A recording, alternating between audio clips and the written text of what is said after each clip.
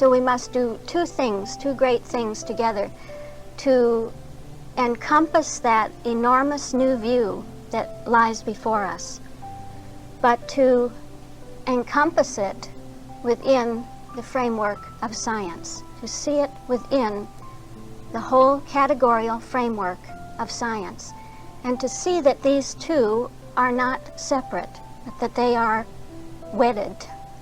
The bigness of the idea, the newness of the idea, the greatness of it is one with the structure of science, the structure of being itself. Oh, this is good, yes. A certain scribe came and said unto him, Master, I will follow thee whithersoever thou goest.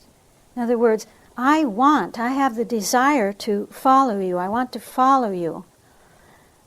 Jesus saith unto him, The foxes have holes, and the birds of the air have nests, but the Son of Man hath not where to lay his head. In other words, I'm going somewhere, but you'd better be sure that you know where I'm going before you decide that you want to go with me, because it's not here that I'm going. I'm not going somewhere here. No holes. You see, there won't be any holes, there won't be any earthly nests, there won't be any permanent houses or homes or anything like that. I'm moving on. I'm constantly moving on toward my attractor. It's the progression of life, and so be sure that you understand that and that you really want to follow me. And finally Jesus said unto him, Follow me, and let the dead bury their dead. An indication of what is required if we are going to follow the Christ idea of science, that we have to give up the old paradigm. Usually we say, well, give me some time to do that. Give me a little time to bury my old sense of things. First I have to attend to my old beliefs and give them a proper burial. And the irresistible attraction of life and love, life, truth, and love, says, no, follow me now, come now, and let the dead bury their dead. So we've seen that life is all to do with the application of the principle, isn't it?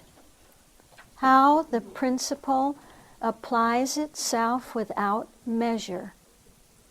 How it demonstrates itself in infinite applicability. This is life, this is the abundance of life, the fullness of life, the richness of life, is that unending ability to apply itself, that principle has no end to its ability to apply itself in every case. And when you have every, this is life. And so life, truth, and love really want to show us that fullness of the application of the principle in terms of healing can be categorized.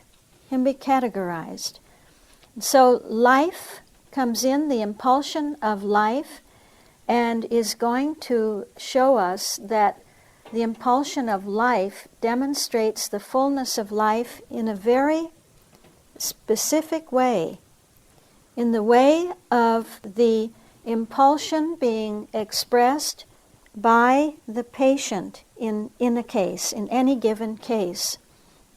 And so we have a number of examples of healings that are from this standpoint, the standpoint of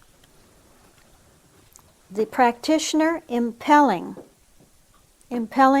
life upon the patient, impelling the healing upon the patient.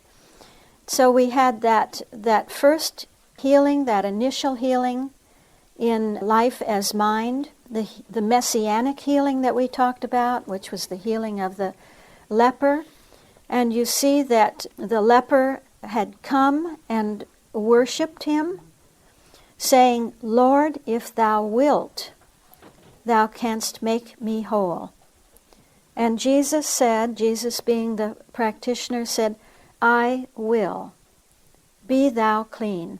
And immediately his leprosy was cleansed. So you see that all of the action, all of the activity, all of the motivation and the movement was within the practitioner's consciousness, right? Yeah. And then you had the centurion coming and interceding for, being a mediator for his servant. They're all very interesting cases. They're examples of the types of cases that we get, aren't they? And so the healing wasn't really for the centurion, but for the centurion's servant. And it was that instance of being an absent treatment, because the practitioner was not face-to-face with the patient, and yet was asked to heal the patient. And the centurion said to him, "Speak the word only, and my servant shall be healed."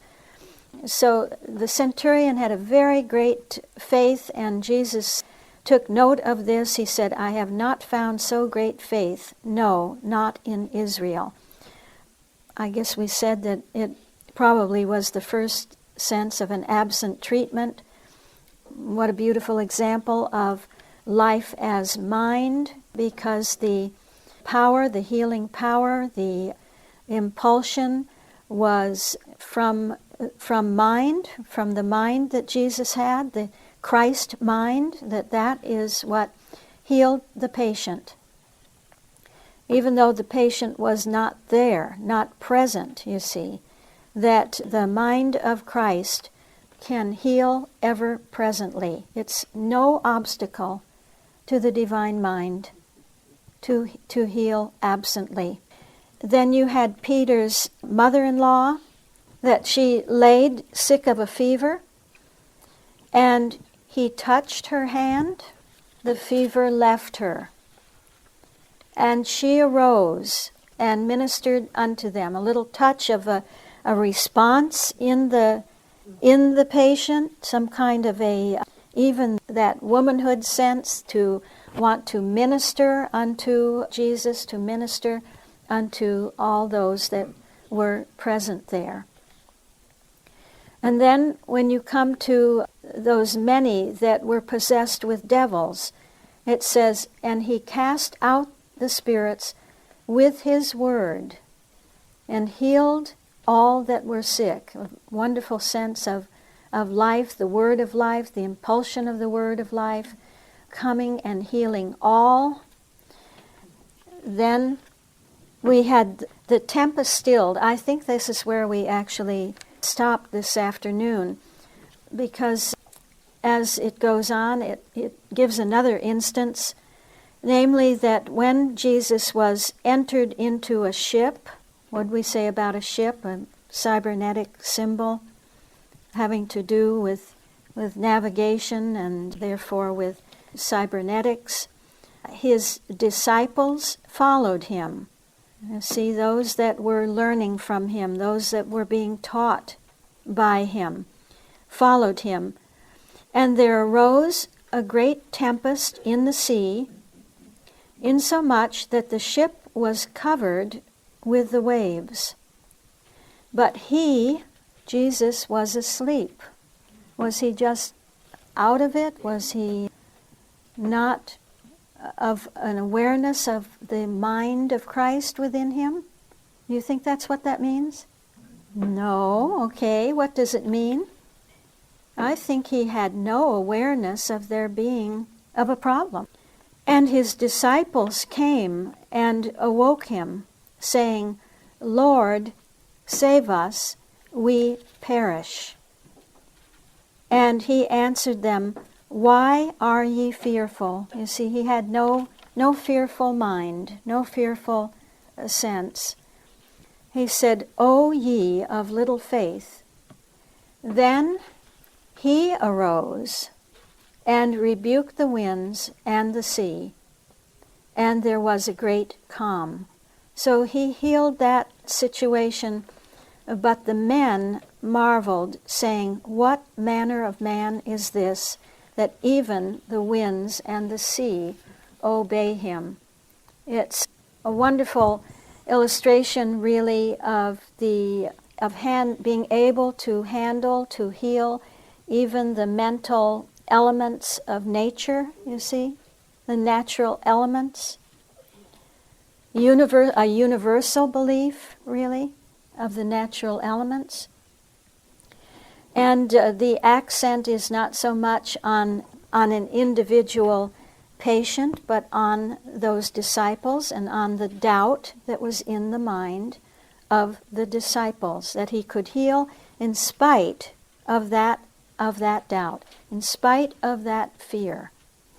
And then we have another instance of you remember the two that were possessed with devils coming out. This was in the Gergesenes, and that those devils came out with exceeding fierceness. I think it's an example of a case in which the patient is consciously resisting, perhaps even hating to be approached, hating to be healed. It's, would you think, a disparagement of the healing truth? Because they cried out saying, What have we to do with thee, Jesus, thou Son of God? Art thou come hither to torment us before the time? And Jesus didn't go away. He wasn't put off. He proceeded with the healing, and there was a herd of swine feeding nearby, and the devils besought him and said, If thou cast us out, suffer us to go away into the herd of swine. So there was some small measure of acceptance there. And he said unto them, Go. And they went into the herd of swine. And those swine then ran down the hillside and perished in the waters below. So, again, it's a kind of a reluctance, a resistance, not a cooperating with the healing process, but putting all the weight on the practitioner. You've probably been in that situation that you feel that the patient puts everything in your hands to take care of. And with the mind of Christ, all of these instances and different types of cases are healed because of the mind of Christ in the practitioner. And you can see that Jesus just projected the whole flood of life on those individual cases and covered them with the fullness of life, the fullness of the mind of Christ, the mind of life.